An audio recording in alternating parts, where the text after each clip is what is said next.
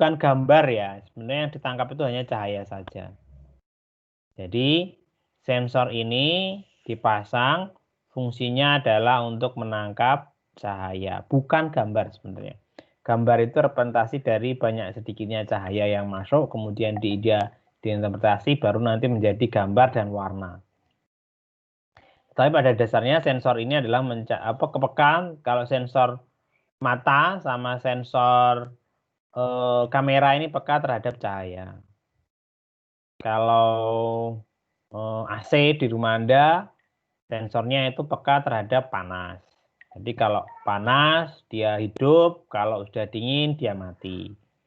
Sama juga dengan sensor di kulkas. Di kulkas itu sama. Ya.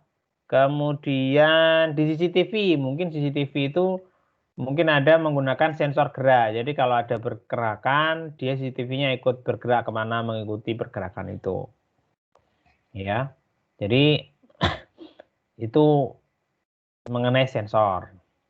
Kalau kita buka yang mirrorless ini atau yang SLR ini, di sini sensornya tempatnya di sini. Yang warna apa ini ya? Warna biru kah ini? Nah, yang di sini.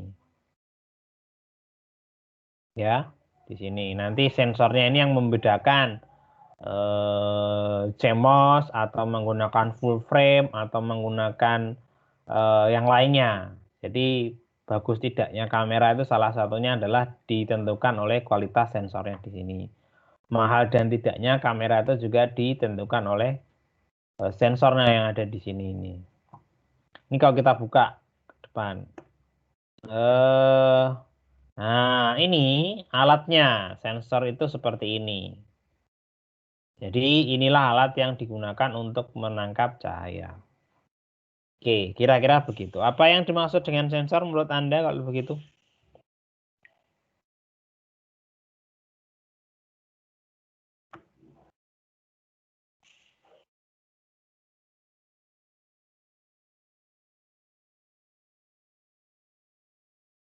Lalu? Halo Pak. Yang dimaksud sensor apa? Alat untuk menangkap cahaya, Pak. Alat untuk menangkap cahaya. Ada yang lebih umum lagi?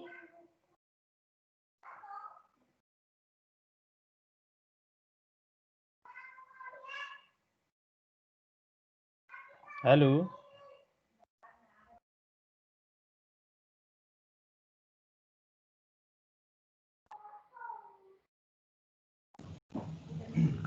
Alat untuk mendeteksi objek, Pak. Alat untuk mendeteksi. Yang lainnya? Alat untuk mendeteksi objek, alat untuk menangkap cahaya. Yang lainnya? Alat yang digunakan mendeteksi perubahan besaran fisik seperti gaya, besaran listrik, cahaya, gerakan, kelembapan, fenomena lingkungan lainnya, Pak. Yang lebih sederhana?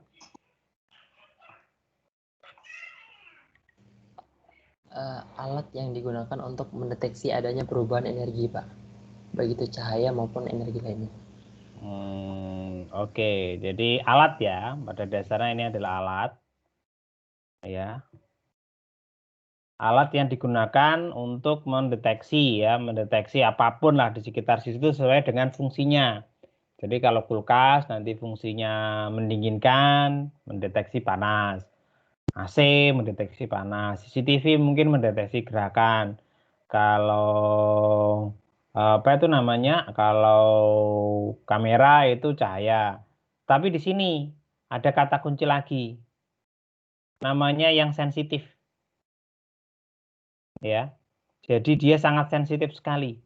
Nah, kalau tidak sensitif nanti ada perubahan pun di sekitarnya dia tidak menangkap atau ada objek di sekitarnya dia tidak menangkap. Nah, definisi pengendalian jauh di sini adalah menggunakan alat. Jadi alat di sini digunakan. Nah, cocok ini sebenarnya. Sensor dengan pengendalian jauh. Jadi pengendalian jauh itu tidak bisa kita lakukan serta-merta kalau tidak menggunakan alat. Mohon maaf sebentar.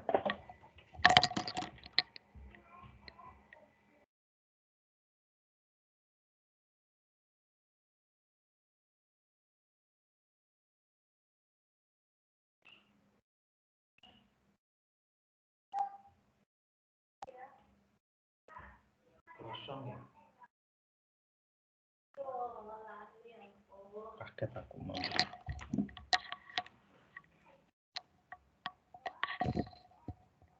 Oke, jadi di sini apa itu namanya penginderaan jauh dan sensor itu adalah satu kesatuan yang tidak terpisahkan, ya. Karena penginderaan jauh ini tidak bisa dilakukan tanpa menggunakan sebuah alat atau sensor tersebut. Nah, kira-kira penginderaan jauh ini sensornya peka terhadap apa?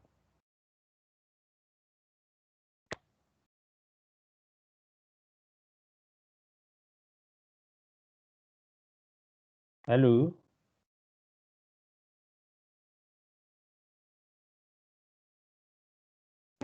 Terhadap suhu sama cahaya, Pak. Terhadap suhu dan cahaya. Mungkin bisa juga nanti suhu itu yang thermal, cahaya itu yang pankromatik dan multispektral. Oke.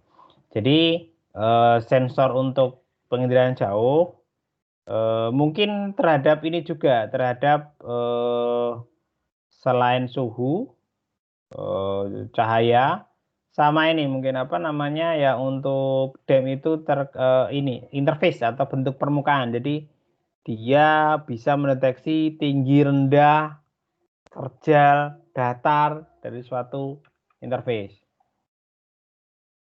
Oke, prinsip kerja dari penginderaan jauh kalau tidak salah seperti ini. Sumber energi, kemudian mengenai objek. Objek ini memantulkan energi ke selingkitarnya. Objek ini ada menyerap energi. Di sini ada sensor, ya, ada sensor yang dipasang di satelit. Ditangkaplah energi yang dipantulkan oleh objek ini. Jadi prinsip kerjanya begitu. Ada juga sensor ini mengirimkan energi, diterima oleh objek, kemudian objek ini mengirimkan balik energinya. Ada yang sebagian diserap, ada yang sebagian dipantulkan. Itu prinsipnya dasar gampangnya begitu. Jadi kalau misalkan yang tadi ada sumber energi ini, sumber energinya tidak ada, maka pantulan energi atau gelombang elektromagnet yang dipantulkan oleh objek itu tidak ada, sehingga tidak bisa ditangkap oleh sensor yang ada di wahana citra satelit ini. Nah, bagaimana supaya objek itu bisa ditangkap? Berarti harus ada energi yang dipantulkan. Istilahnya ini seperti cermin itu. Jadi kalau ada cahaya dia memantulkan, kalau tidak ya dia diam aja. Kira-kira begitu. Nah, dari sini ada dua jenis sensor nantinya ya. Ada sensor aktif dan ada sensor pasif. Ini contohnya. Contoh dari suatu objek yang dia menerima energi elektromagnetik dan ditangkap oleh sensor. Kira-kira ini gambar apa? Ada warnanya hijau, ada garis putihnya. Apa? Lapangan bola. Kok bisa ini lapangan bola? Ciri-cirinya apa? Itu Pak. Itu Pak, di situ ada Pak. Warna hijau garis. Di situ. Garis warna hijau, garis putih sama segi empat. Kalau misalkan yang lainnya kan bisa juga warnanya hijau, ada garis putihnya. Ini yang kok Anda bisa menjelaskan ini identik Pak, identik sama kayak garis-garis gitu, ada gawangnya juga. Oke, garis yang terbentuk di sini membuat pola seperti pola yang ada di lapangan bola gitu ya. Jadi kita membuat persamaan, oh ini sama dengan lapangan bola. Oke, kalau kita coba ini di mana sih atau apa sih yang ada di sini? Lapangan bola atau bukan? Oh iya, ternyata lapangan bulat di tengah kota, kota di tengah hutan, hutan di tengah pulau, dan tempatnya di situ. Nah, dengan menggunakan citra satelit, kita bisa membuat atau melihat bentuk yang seperti ini, bentuk yang lebih luas, dan kita bisa melihat bentuk yang lebih detail lagi seperti tadi. Jadi kalau kelas ini menganggap bahwa bumi itu datar, silakan. Cuman gambarnya dari citra satelit bentuknya bulat. Oke, kira-kira begitu. Saya lanjutkan. Nah, seperti yang saya jelaskan tadi, sensor ini ada dua jenis. Sensor pasif yang pertama. Sensor pasif ini adalah sensor yang dia hanya menerima pantulan energi elektromagnetik dari objek.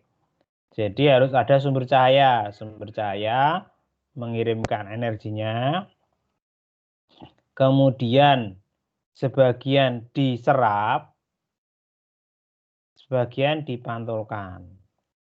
Serapannya itu nanti berbeda. Ada yang serapannya itu tinggi, ada yang serapannya itu rendah. Nah, perbedaan pantulan itulah yang ditangkap oleh sensor yang sensitif terhadap cahaya tadi di sini, sehingga kita bisa membedakan itu namanya gedung, itu namanya atau warna untuk gedung, penampakan untuk gedung, atau sawah, atau laut, atau jalan, atau mungkin sepeda motor, atau mobil, dan sebagainya. Pokoknya seluruh aspek objek yang ada di permukaan bumi itu memiliki karakter sendiri-sendiri untuk memantulkan energi elektromagnetik ini. Jadi yang ditangkap itu sebenarnya pada prinsip kerja sensor bukan bentuk ya, bukan bentuk, tapi warna. Tapi cahaya. Jadi kalau misalkan objeknya ini memantulkan elektromagnetiknya atau cahayanya ini sempurna, nanti di sensor itu ditangkap sebagai cahaya yang kuat. Direpresentasikan misalkan dengan nilai piksel yang tinggi misalkan. Kemudian kalau objek ini menyerap cahaya atau energinya itu banyak sehingga dipantulkan sedikit, maka oleh sensor ini ditangkap sebagai cahaya yang lemah. Ya, direpresentasikan dengan gambar dengan nilai piksel yang rendah.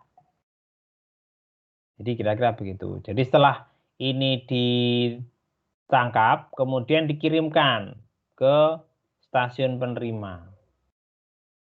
Jadi prinsipnya cahaya mengenai objek sebagian menyerap, ya. Kemudian objek sebagian lagi memantulkan energi tadi. Dan energi pantulan inilah yang diterima oleh sensor. Ini yang sensor pasif. Jadi sensor pasif ini dia tidak memiliki energi atau dia tidak mengirimkan energi, dia hanya menerima saja. Berbeda dengan sensor pasif. Sensor pasif ini, si sensor itu dia mengirimkan energi, ditembakkan ke objek, objek itu menerima dan menyimpannya, dan sebagian ini dibantulkan balik yang kemudian diterima oleh sensor dan dikirimkan ke stasiun. Ini bedanya aktif dan pasif. Kalau aktif ini energinya berasal dari sensor sendiri, kalau pasif itu energinya berasal dari luar sensor. Kalau mata Anda itu termasuk sensornya pasif atau aktif? Izin menjawab, Pak. Ya. Pasif, Pak. Pasif. Iya. Kalau kenapa? Karena bergantung sama cahaya. Karena bergantung sama cahaya. Kalau ini apa namanya, pernah lihat CCTV yang bisa bergerak sendiri terkait atau karena adanya gerakan?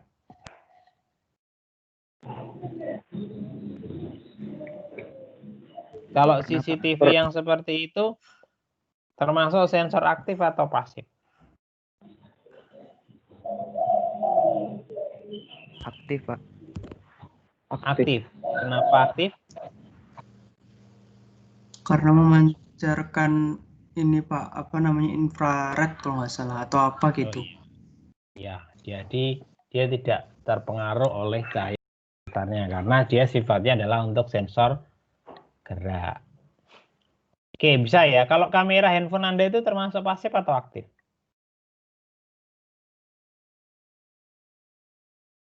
Pasif juga. Gimana? Pasif. Kenapa kok pasif? Mengandalkan cahaya. Mengandalkan cahaya. Jadi kalau nggak ada cahaya, dia apa namanya, tidak bisa bekerja itu. Yang aktif lagi itu ini. Kalian pernah melihat drone? Pernah, Pak. Nah, pernah. Drone itu sensornya, salah satu sensornya itu aktif. Jadi dia bisa merekam bentuk permukaan itu naik dan turun. Jadi salah satu sensor aktif yang digunakan itu adalah untuk merekam permukaan atau interface. Ya, interface di permukaan bumi. Oke, ini sensor aktif adalah sebagian besar menggunakan atau bekerja pada gelombang mikro dari sebuah spektrum elektromagnetik. Gelombang ini dipancarkan oleh sensor sendiri dan mengenai objek lalu dipantulkan kembali oleh objek tersebut. Biasanya sensor aktif ini dia bisa menembus awan, ya. Contohnya laser altimeter, lidar, radar, ya, sounder, sketometer. Nah, itu contoh yang aktif. Jadi dia misalkan lidar. Lidar itu kalau nggak salah kemarin yang saya contohkan di apa namanya, kalau lidar itu, lidar itu menggunakan pesawat, jadi bukan yang drone kemarin itu. Oke, kira-kira begitu. Ini radar. Jadi radar ini bisa menembus awan, dia bisa mendeteksi adanya gerakan pesawat dan sebagainya. Nah, ini biasanya radar. Jadi kalau radar itu ya dia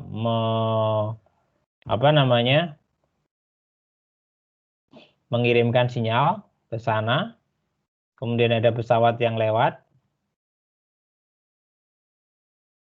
dan ini nanti pesawat ini kan mengenai pesawat dipantulkan kembali. Oh, di sekitarnya ada ada pesawat atau sonar. Sonar itu yang di kapal selam itu. Nah, itu sama, semuanya menggunakan aktif. Jadi kalau misalkan di sini ada awan, pesawat ini tetap terdeteksi, wah ada pesawat. Tapi kalau misalkan itu pasif, tidak bisa. Jadi harus di bawah, tidak boleh ada halangan. Kira-kira begitu. Ini yang pasif adalah jenis radiometer dan spektrometer. Jadi di sini hanya untuk mengirimkan atau menerima saja. Sebagian besar digunakan di aplikasi penginderaan jauh. Ini penginderaan jauh sebagian besar menggunakan sensor pasif. Ya, kenapa? Karena dia tergantung dari sumber energinya. Jadi kalau misalkan cahaya berarti nanti tergantung dari matahari. Kalau thermal tergantung dari panas yang ada di permukaan. Contoh untuk thermal itu pemetaan untuk kebakaran hutan. Jadi di situ ada sumber energinya yaitu panas berasal dari api, ya, titik-titik api. Nah, biasanya di situ panas kemudian diterima oleh sensor sehingga diidentifikasikan bahwa di sana ada titik api. Kemudian kita menginterpretasikan, oh di sana ada kebakaran. Kenapa? Karena panasnya dengan yang lainnya berbeda. Nah, contoh yang digunakan adalah akselerometer, hiperspektral, imaging radiometer.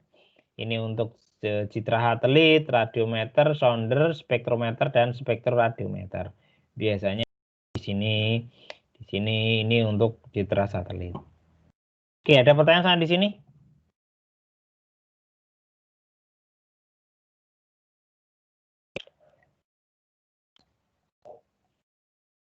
Saya lanjutkan kalau nggak ada. Nah, dari jenis citra tadi, sebuah image atau sebuah citra ya, jenis sensor tadi, sebuah image atau sebuah citra, itu dibedakan menjadi beberapa klasifikasi. Yang pertama itu adalah panchromatic image system. Jadi pada panchromatic ini sensor itu hanya menggunakan saluran tunggal atau satu saja yang digunakan. Biasanya dia peka terhadap radiasi dengan panjang gelombang yang lebar karena hanya satu, dia bisa menangkap apa saja yang ada di permukaan. Ya. Jadi biasanya hasil dari panchromatic ini menjelaskan tentang gelap dan terang. Jadi semakin gelap dan semakin terang. Gelap dan terang itu dalam sebuah gambar direpresentasikan dengan gambar yang hitam putih. Yang terang itu warnanya semakin cerah atau putih, yang gelap itu warnanya semakin gelap atau hitam. Ya, jadi gelap dan terang. Nah, ini contoh gelombang yang bisa ditangkap itu adalah gelombang tampak saja. Jadi kalau yang tidak tampak nggak bisa. Dan karena sensornya itu dipasang hanya satu saluran, maka dia hanya bisa membedakan gelap dan terang saja. Kenapa Anda bisa mengidentifikasi itu pabrik? Karena objek itu memantulkan cahaya atau gelombang elektromagnetik itu sempurna. Jadi terang banget. Makanya pabrik itu warnanya putih. Kalau di dalam citra hitam putih. Ya. Kenapa Anda bisa menjelaskan, oh itu sungai? Karena dia pantulan energinya sedikit atau gelap. Sehingga dalam gambarnya direpresentasikan dengan bentuk hitam. Ya. Nah, makanya objek-objek yang warnanya terang atau warnanya putih ya, biasanya dia memantulkan gelombang elektromagnetiknya itu sempurna. Tetapi kalau objek yang warnanya hitam, dia tidak sempurna. Sebagian besar diserap oleh objek tersebut. Jadi kalau misalkan Anda menggunakan pakaian putih di bawah terik matahari, itu tidak akan terlalu panas jika dibandingkan Anda menggunakan pakaian hitam. Kenapa?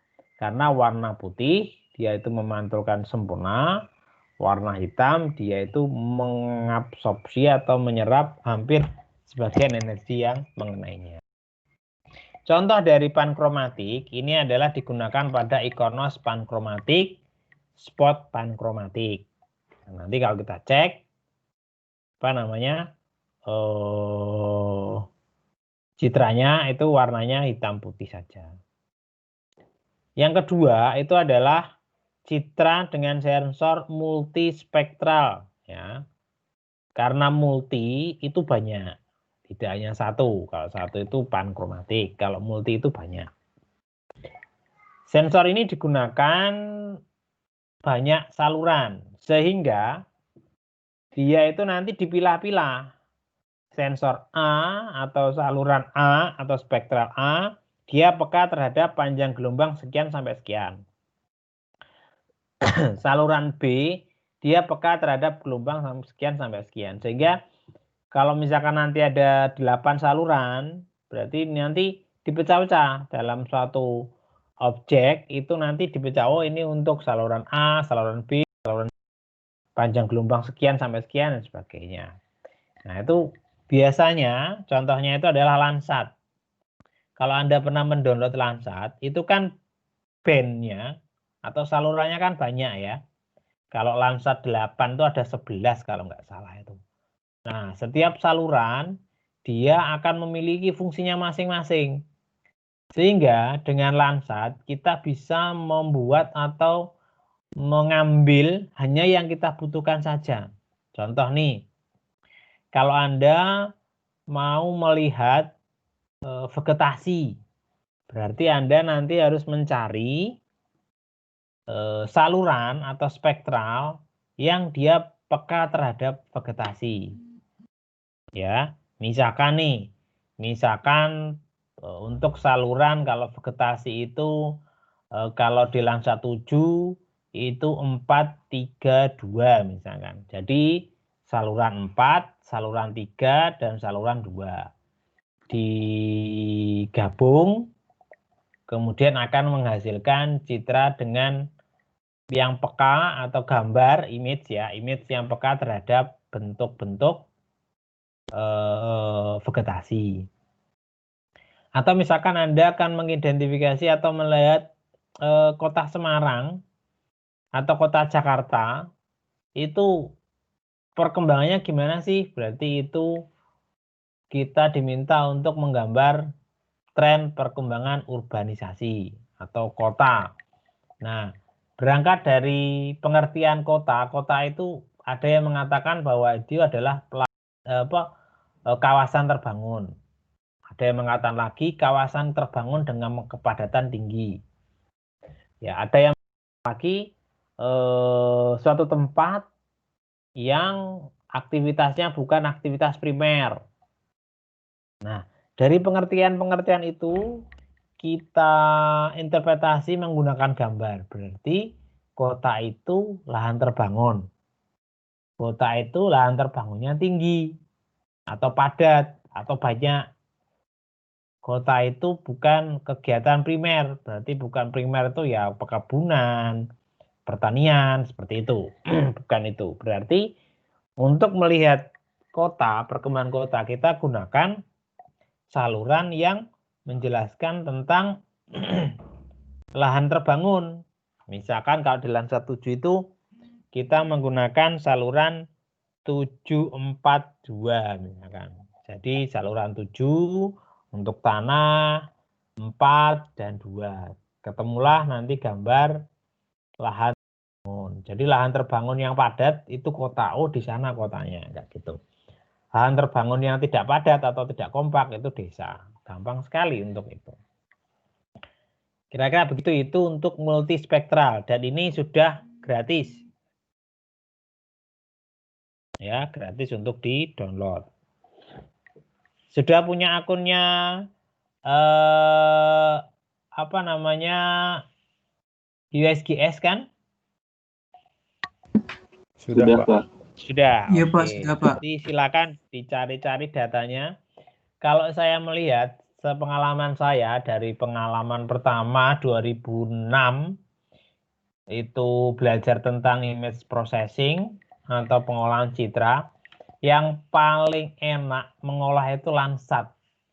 Sudah gratis, salurannya banyak, sehingga kita bisa memilih untuk vegetasi. Oh, saya ngambil ini saja. Jadi yang ditonjolkan itu hanya itu saja, yang lainnya kayak dihilangkan gitu loh. Kemudian untuk urbanisasi ini saja, yang lainnya dihilangkan. Berbeda kalau misalkan lupa kan lebih enak Iconos atau World View ya, atau citra resolusi tinggi. Iya, lebih enak untuk kawasan kecil. Kalau satu kabupaten Anda menggunakan Iconos nggak selesai-selesai. Nah, kayak gitu. Jadi dengan Anda mengerti tentang karakteristik citra, kemudian resolusinya dan sebagainya, Anda nanti bisa menggunakannya untuk keperluan tertentu. Jadi jangan konyol nanti. Misalkan Anda diminta untuk interpretasi lahan terbangun seprovinsi Jawa Tengah. Anda menggunakan Ikonos, nggak selesai nanti. Ya, wong yang ditanyakan hanya lahan terbangun saja kok. Nah, jadi jangan konyol. Atau yang sering terjadi nih, yang saya temui kadang lucu juga. Anda diminta untuk membuat profil desa. Nah, desa ini kan wilayahnya kan sempit kan, kecil kan. Anda menggunakan Landsat, enggak kelihatan semuanya hijau semua. Jadi, kapan Anda menggunakan Landsat, kapan Anda menggunakan Ikonos, kapan Anda menggunakan World View, atau kapan Anda menggunakan resolusi tinggi, kapan menggunakan resolusi rendah. Seperti yang dulu saya lakukan, saya melakukan penelitian tentang gentrifikasi. Gentrifikasi ini lingkupnya kecil, kawasan, misalkan Kecamatan Tembalang, misalkan, atau Kelurahan Tembalang. Di situ saja. Saya ditertawakan oleh pembimbing saya itu. Karena apa? Karena saya menggunakan citra Landsat. Ya nggak kelihatan. Nah, itu pengalaman-pengalaman yang seperti itu jangan sampai terulang pada Anda semua kalau waktu bekerja. Contoh nanti bekerjanya Anda disuruh menyusun strategi pengembangan kota-kota di Provinsi Jawa Tengah. Ya jangan menggunakan Ikonos untuk identifikasi awalnya, enggak selesai nanti. Ya gunakanlah misalkan Landsat, sekarang itu ada Sentinel, ya. Jadi apa yang digunakan dan apa fungsinya serta apa tugasnya, Anda harus tahu itu. Jadi jangan mentang-mentang, wah saya ini Landsat, Ikonos ini bagus, resolusinya tinggi. Kita bisa melihat masjid, kita bisa melihat sekolah, kita bisa melihat saluran misalkan. Bagus, ya memang bagus. Cuman kalau misalkan itu satu provinsi Jawa Tengah, ya nggak selesai gitu. Ya, jangan memaksakan sesuatu itu untuk menyelesaikan sesuatu. Jadi kalian harus tahu tempatnya di mana, gunanya untuk apa, menggunakan alat apa. Jangan sampai Anda mengupas mangga, Anda menggunakan kapak misalkan. Bisa, cuma tidak selesai. Atau Anda mau motong pohon menggunakan cutter, ya bisa, tapi nggak tahu sampai kapan. Nah, kira-kira begitulah saya gambarannya itu. Yang ketiga ini adalah super spektral. Jadi kalau multi ini banyak, biasanya ini kurang dari 10 atau antara 10 sampai 11 lah. Atau 10 sampai 15. Kalau super spektral ini banyak, lebih banyak daripada multi spektral. Biasanya lebih dari 10 saluran, biasanya ya. Nah, karena banyak, dia bekerjanya pada saluran-saluran tertentu. Jadi karena banyak, dibagi-bagi lebih sempit lagi. Sehingga kalau misalkan kita akan mencari sesuatu, ini akan lebih mudah lagi dibandingkan dengan multispektral. Jadi kalau saya bayangkan, saluran ini semakin banyak, maka kita akan semakin mudah untuk mencari yang spesifik. Gitu.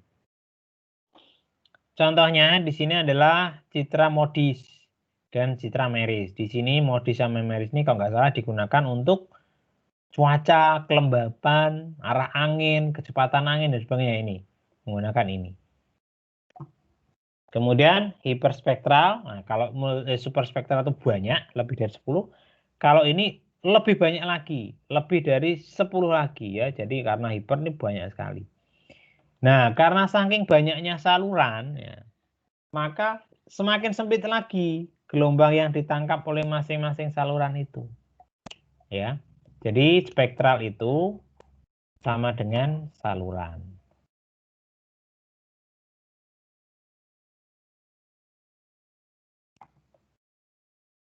Jadi kalau nanti dijelaskan tentang resolusi citra itu ada 4. Ada spasial, ada spektral, ada temporal, ada radiometrik. Nah, resolusi spektral ini adalah jumlah saluran dalam satu paket citra satelit atau gambar citra. Ya. Kalau semakin banyak, apakah semakin bagus? Semakin mudah untuk kita menggunakan analisisnya. Gitu. Dan semakin banyak metode yang kita gunakan untuk melakukan analisis itu. Oke, dari sini ada pertanyaan?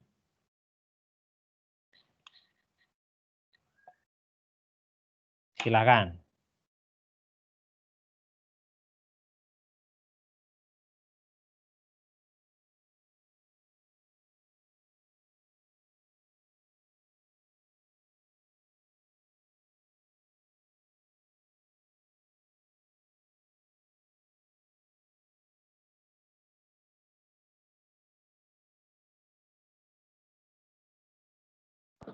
Belum ada, Pak.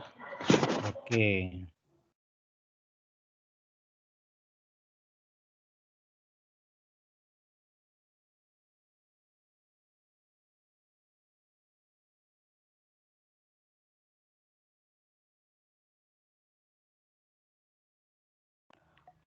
Oke, saya lanjutkan. Ini contoh yang pankromatik.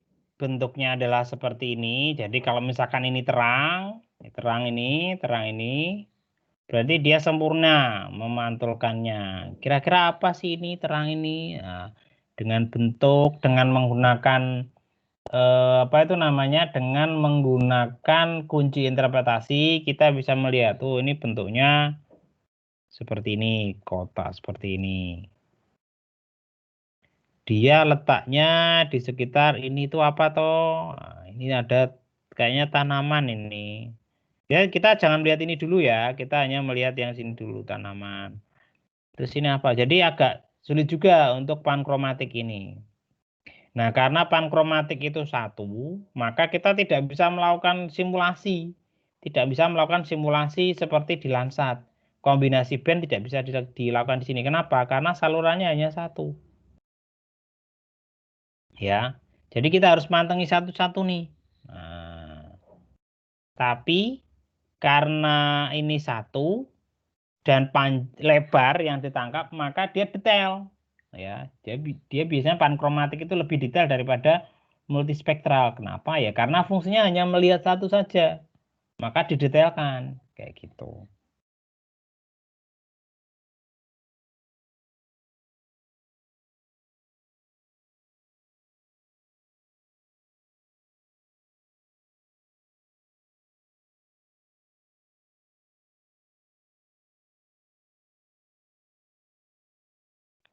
Nah, berbeda dengan multispektral, dia warnanya sudah karena multi ya, banyak ya. Jadi kalau misalkan RGB itu sudah termasuk multi.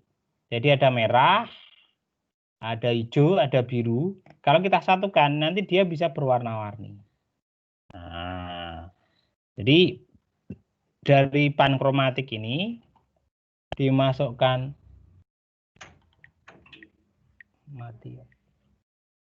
Jadi kalau misalkan kita gabungkan dengan multispektral, nanti dia akan ikut yang multispektral, warna seperti ini. Karena dia membawa resolusi spasial yang detail, maka yang multispektral ini akan ikut resolusinya pankromatik, jadi detail. Jadi multispektral disilangkan dengan pankromatik ini adalah kombinasi yang cukup bagus. Warnanya sudah berwarna, kita sudah bisa tahu, oh ini warnanya coklat, ini warnanya hijau, ini warnanya hitam, ini warnanya putih, ya, seperti itu. Dengan kedetailan yang cukup detail. Wah, ini kita bisa melihat, kita zoom lagi, oh ternyata ini adalah rumah. Kenapa rumah? Ini kalau saya pulang itu kayak ada atap yang limas misalkan seperti itu. Dia letaknya di pinggir jalan. Rumah saya itu letaknya di pinggir jalan. Ini warnanya hijau. Oh ini pohon.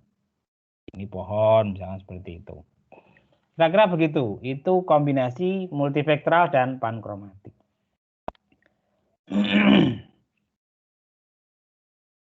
Silakan kalau ada pertanyaan. Kalau nggak ada cukup sekian karena sudah habis PowerPoint saya.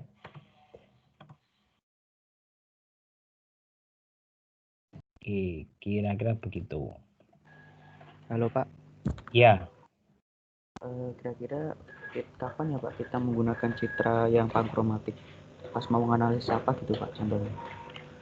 kita menggunakan citra pankromatik pas menganalisis yang detail.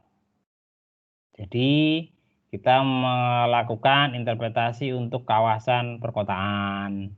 Kita melakukan analisis untuk kawasan pedesaan.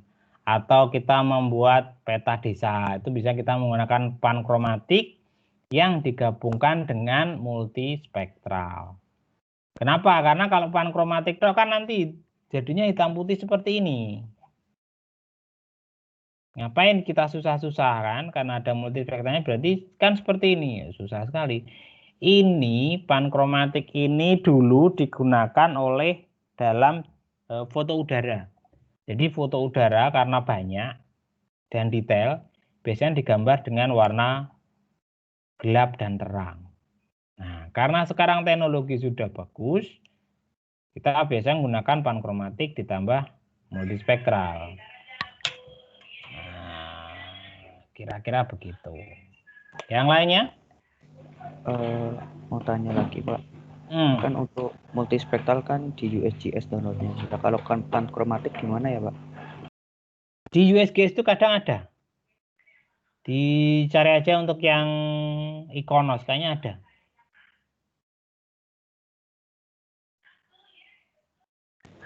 Baik Pak, terima kasih. Ada lagi yang lainnya?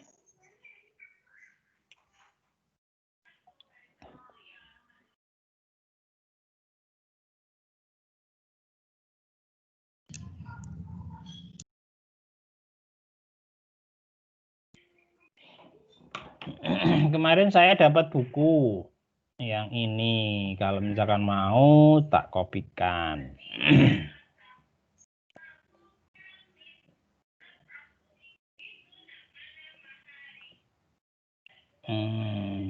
Oke.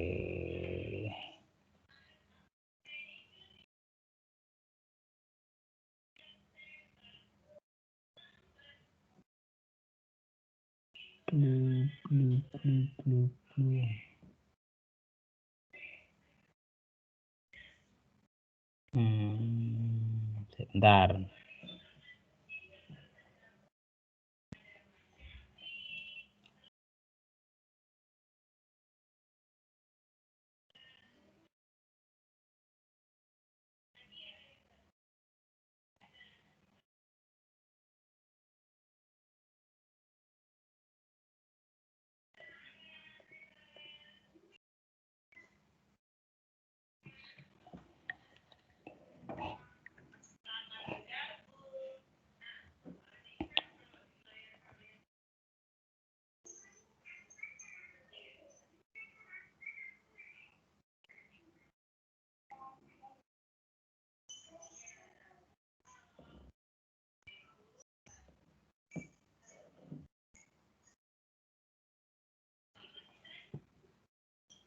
Ini geospasial.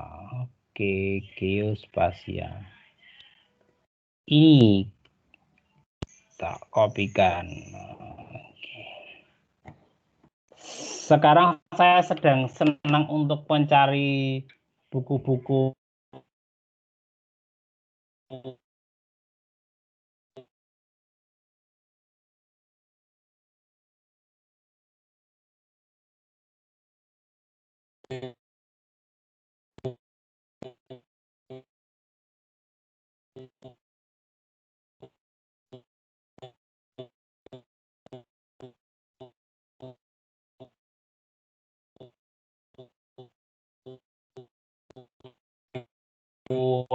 apa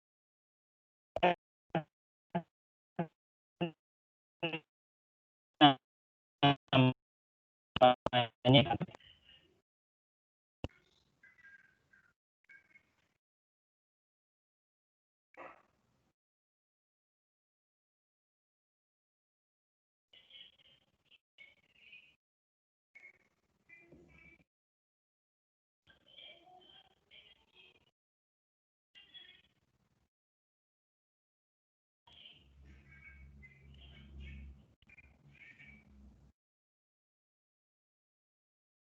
Sudah selesai atau belum? Belum selesai.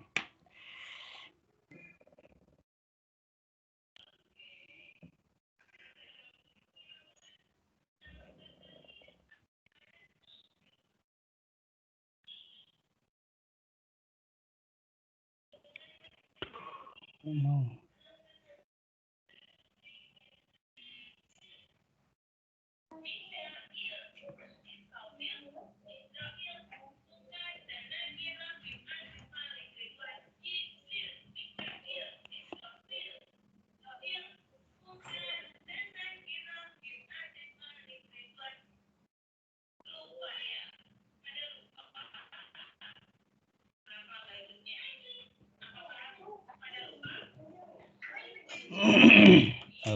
Oke, kok lama sekali.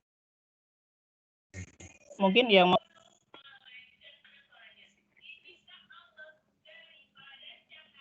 kalau tidak ada mungkin cukup sekian ya. Karena presentasi saya sudah, mungkin nanti untuk apa namanya untuk UTS-nya kita ambil dari situ ya. Silakan belajar. Jadwalnya saya kurang tahu kapan.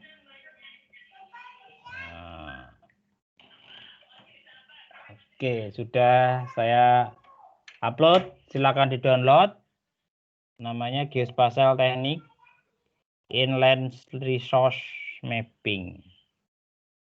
Oke. Cukup ya? Tidak ada pertanyaan ya? Iya, Pak. Punten Pak, maaf Pak, saya belum absen Ya. Pak. Belum NIM-nya absen. berapa? 32 Dimas.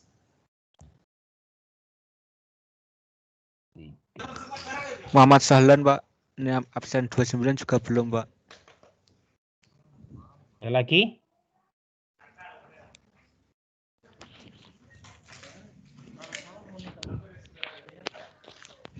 Cukup?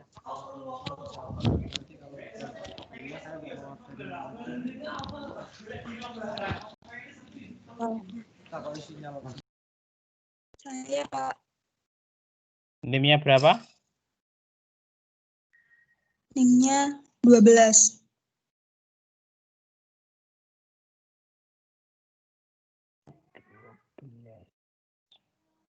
Ada lagi?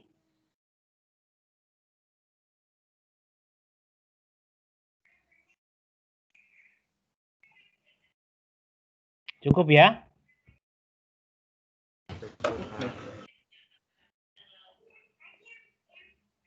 Saya tutup ya. Baik, Pak. Ya, Pak. Terima kasih. Selamat pagi. Selamat belajar. Besok Senin sudah UTS ya. Wassalamualaikum warahmatullahi wabarakatuh. Terima kasih, Pak. Waalaikumsalam. Salam warahmatullahi wabarakatuh, Pak. Waalaikumsalam warahmatullahi wabarakatuh. Terima kasih Bapak.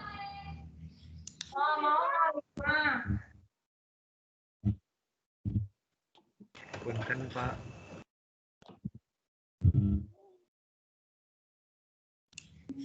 Punten seluruh.